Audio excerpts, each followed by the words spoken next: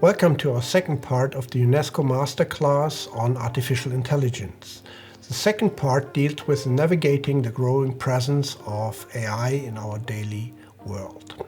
In our daily world, we will find artificial intelligence in a variety of applications, and we'll see that those applications impact our daily activities much more than it was in the past. It starts in smartphones up to autonomous cars, and it is used in enhancing the productivity and enhancing a lot of the decision-making processes in a variety of applications, from insurances, finances, up to small areas in your daily work. And these experiences are in all industries, so no industry is left out, and this is the nature of artificial intelligence.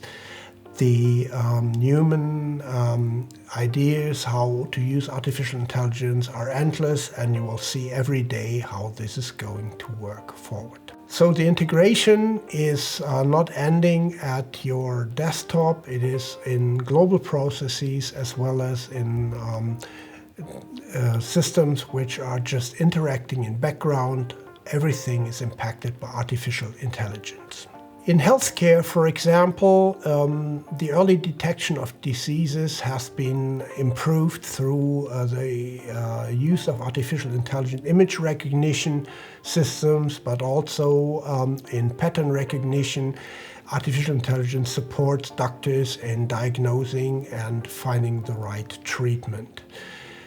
It can be used to do personalized treatment, so treatments which are not of a general kind, so your personal situation, your personal parameters are part of that treatment, and artificial intelligence is helping you to find the best treatment for you.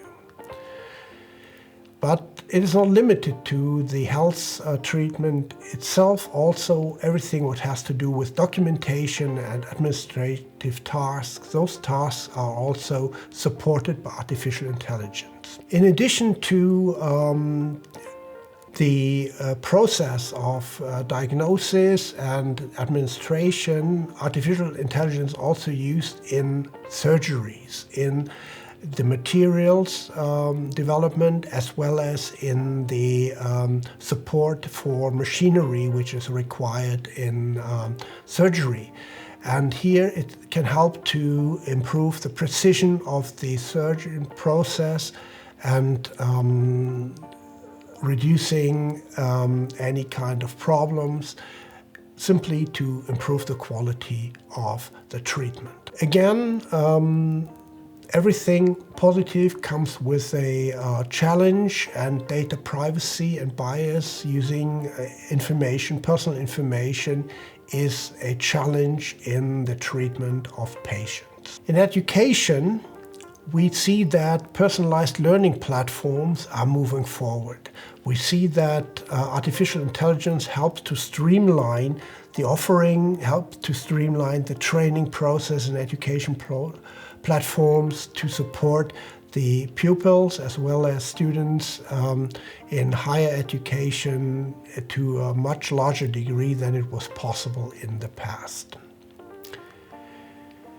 AI helps to create tutoring and assessments and helping to do higher quality teaching to improve the learning experience for all students over time.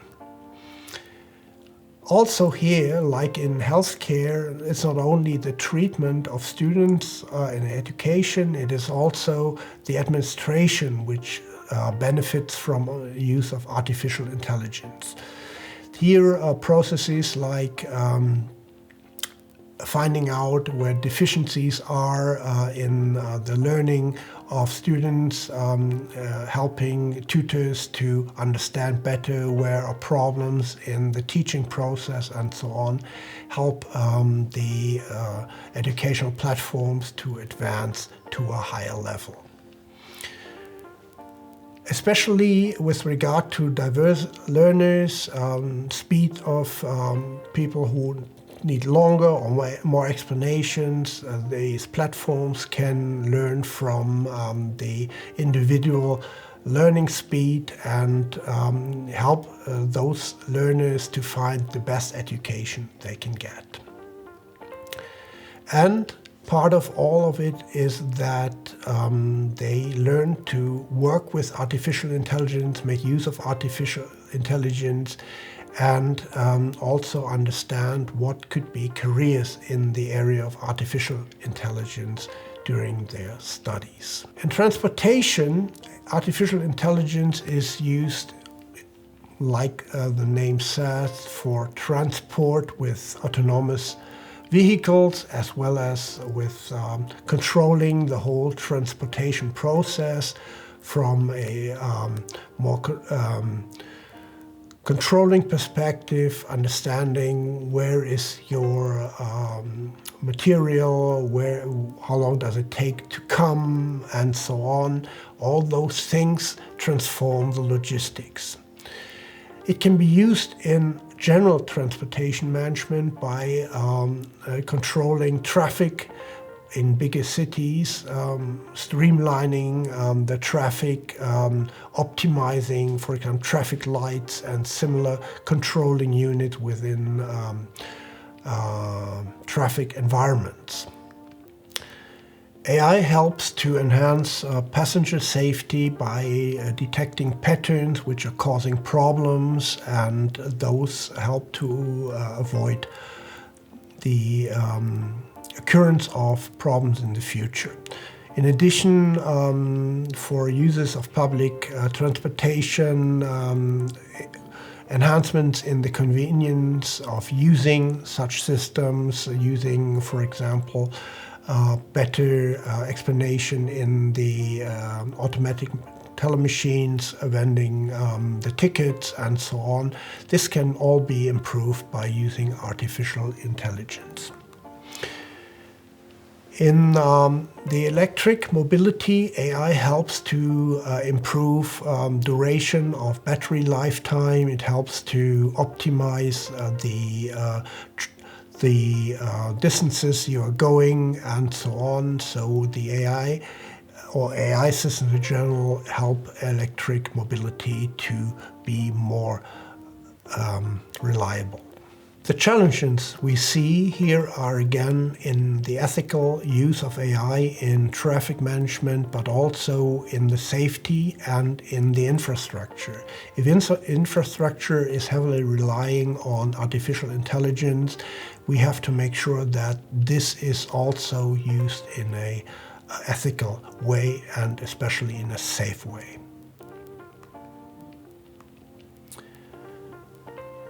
In finance, we'll see that especially the area of fraud detection and prevention ensures that there is no damage to personal accounts and to credit cards and so on. And this helps to keep the industry safe, and all the trust we have in our payment systems is still there. Artificial intelligence is also used to improve the user experience in banking applications. So banking becomes easier, user interfaces are more clear to users, and all the transfers you're doing within those applications are supported by artificial intelligence to reduce errors and to maximize your results. In your personal investment strategies, you have probably heard of robo-investors and so on. It can help you to advise in your investments, your savings you have on your bank account, how to improve the maximization of profit from your capital. Those things are nowadays supported by artificial intelligence applications.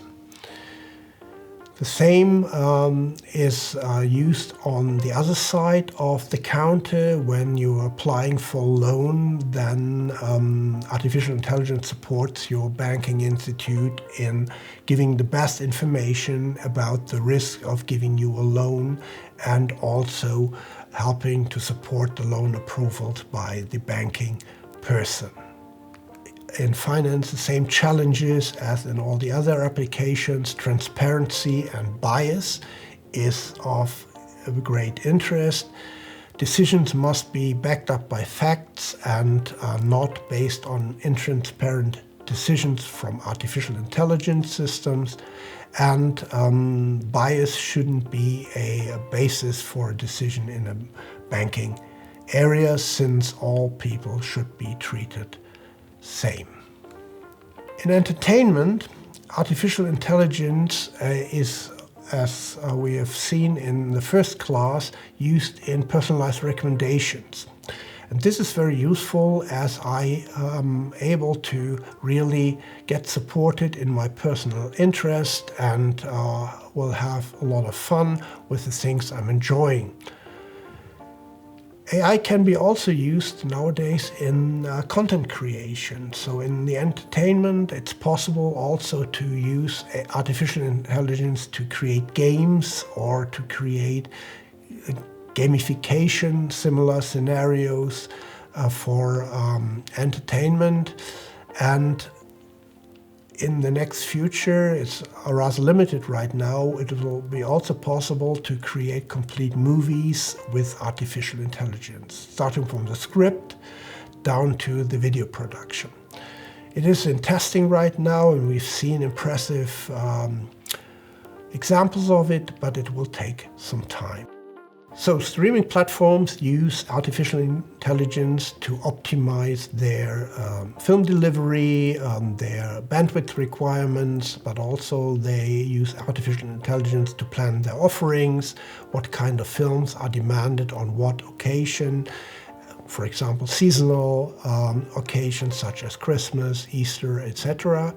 And this impacts a lot of their production planning as well. In gaming, artificial intelligence can be used to create smarter non-playable characters and environments, to have more beautiful setups and so on in a shorter time, giving a greater variety and more interesting scenarios for gamers. A big challenge here is that copyright and originality is an issue in this regard. Because, for example, when you create scenarios, the training sets are often derived from famous artists, and their work is used then to create new scenarios, and this is always something we need to discuss and where regulation is required. Artificial intelligence also has impact on social media. So especially in the area of content recommendation, you have probably heard about the bubble building in social media. So the more you consume a certain kind of content, the more the algorithm will propose you similar content, because it knows that you consume such content. Another area is AI-powered moderation systems. Those systems filter posts, filter content by illegal or by unsuitable content, and improve the quality of the user experience. On the other hand, they also influence the bubble.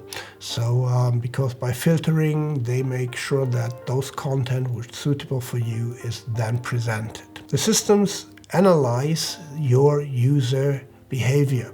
From there, they get the information, what is of your interest and what gives the biggest insights in your interests. And this is also supporting bubbling information so that you're not looking outside your interests.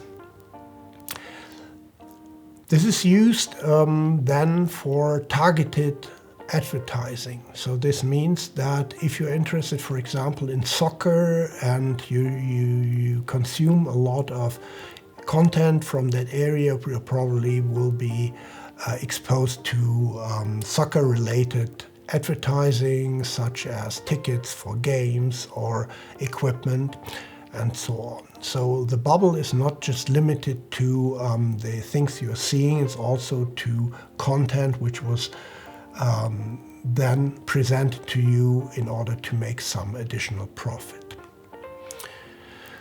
This is called an echo chamber. Also, bubbles are echo chambers, so all the information is just repeated multiple times and presented to you, and finally leads to misinformation. You can see that also in the political area, so that people who are in social media just in one bubble, they do not see what is the reality, they do not participate in the democratic process in such a way that they also see the different opinions and then make up their mind. They only see those things in their echo chamber. The impact on the job market has a large societal impact because it not only changes the jobs, it also changes careers and it changes complete industries. So automation replaces repetitive tasks, but it also means that we have to create new jobs in AI-related fields. In order to replace those repetitive tasks, we need people to design AI applications and design those processes replaced by artificial intelligence.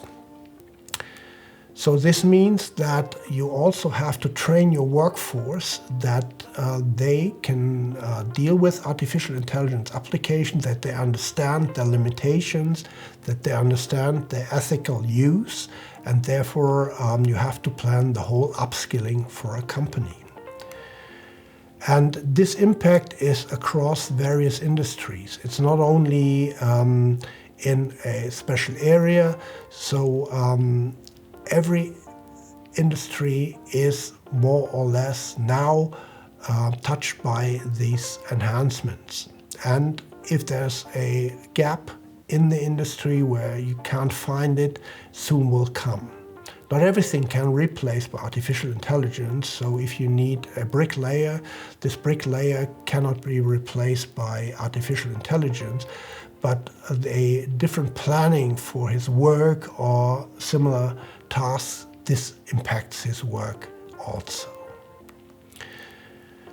So in the future, we have to prepare for a hybrid workforce, which is on the one side, understanding how processes work manually, and on the other side, understand how they can use artificial intelligence systems to improve the efficiency and the productivity of such processes.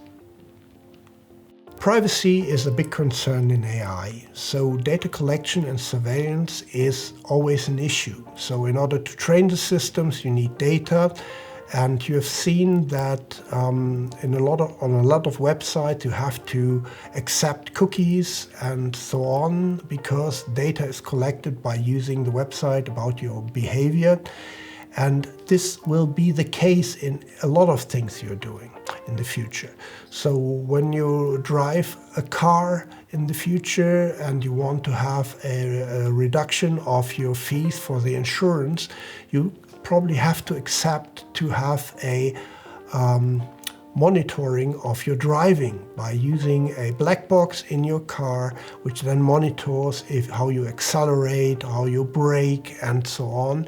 And this data is your data, and you have to allow the use of such data. And this data collection and surveillance will create privacy issues, because a lot of information can be derived from it.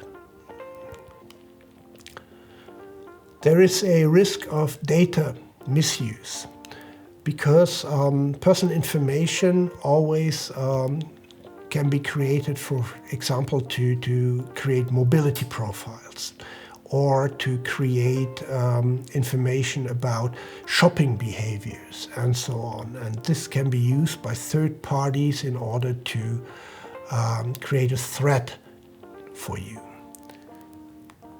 And so that is becoming very important, that you know that you have to give consent or deny consent.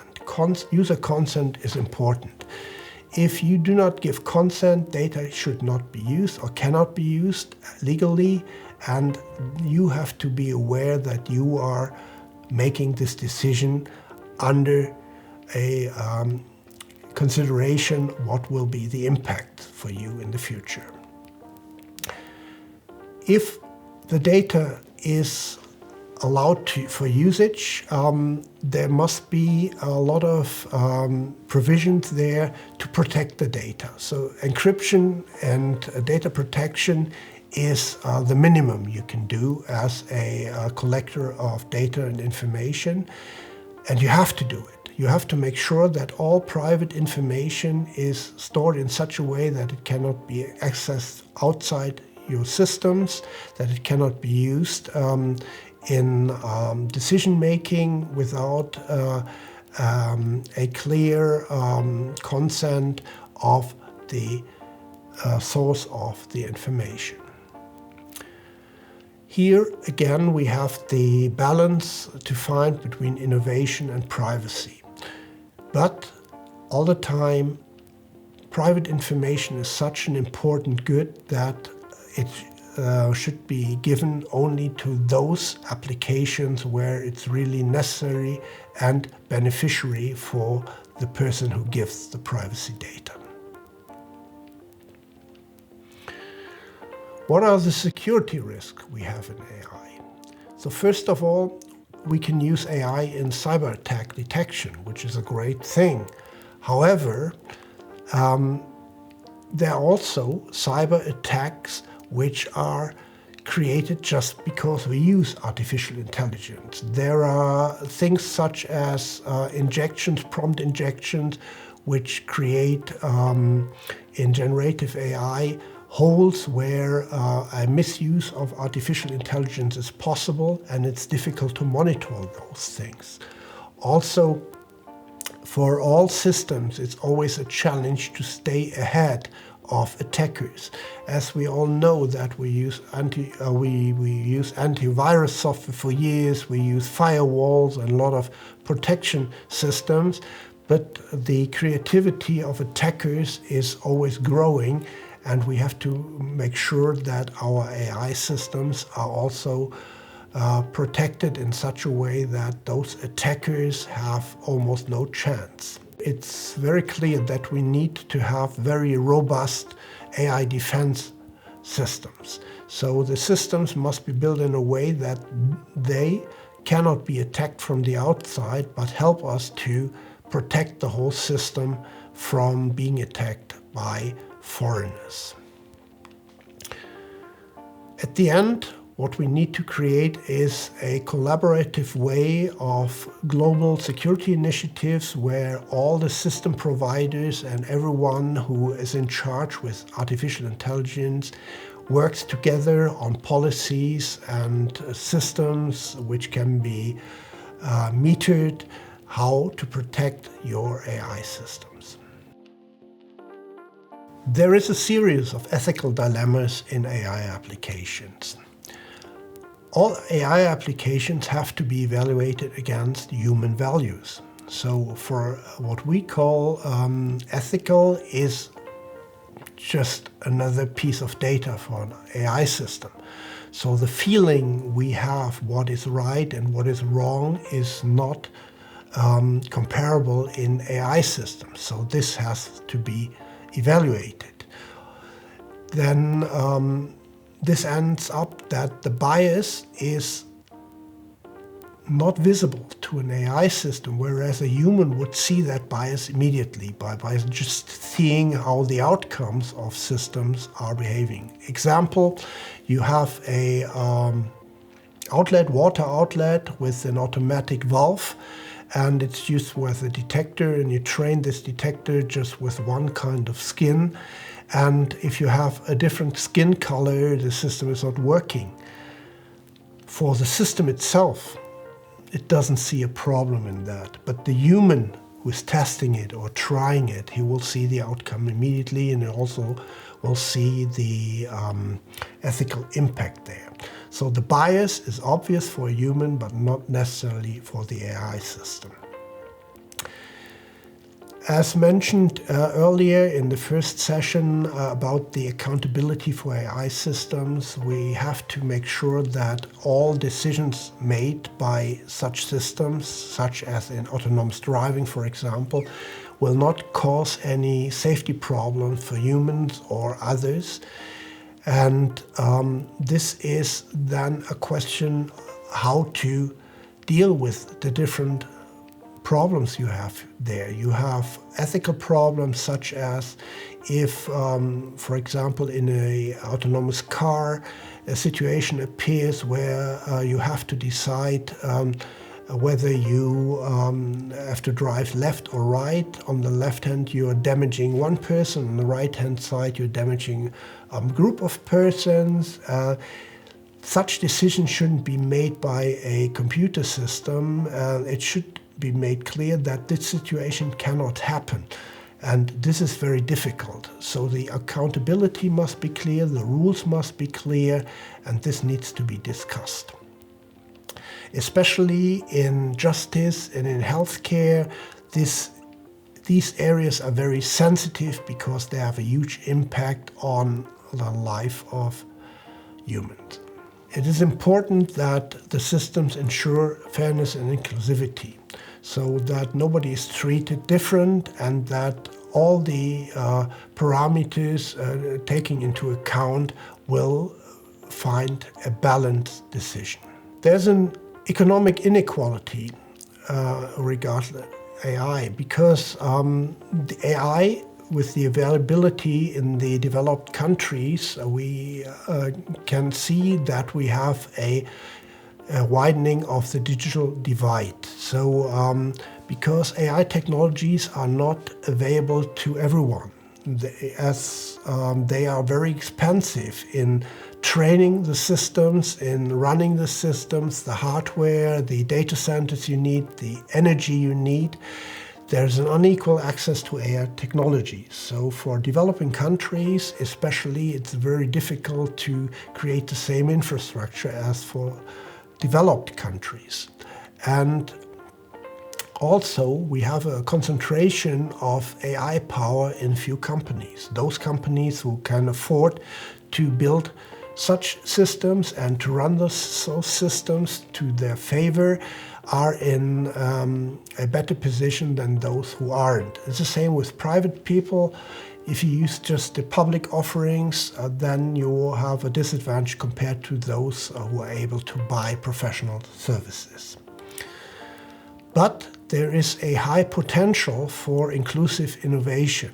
So if we know that we address those challenges right in development, and there are companies, for example, they are more in the direction of being public benefit companies. Those companies have a more societal impact in mind in a positive way. They want to impact the lives of people.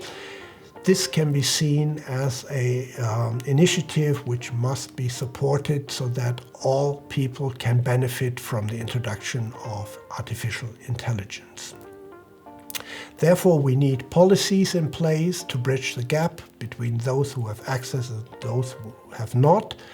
And this is something we can address multinational, but also you see those gaps within societies in one country. So those people with smaller income will have less access to such tools other than those who have higher incomes. So what are our global perspectives and policies?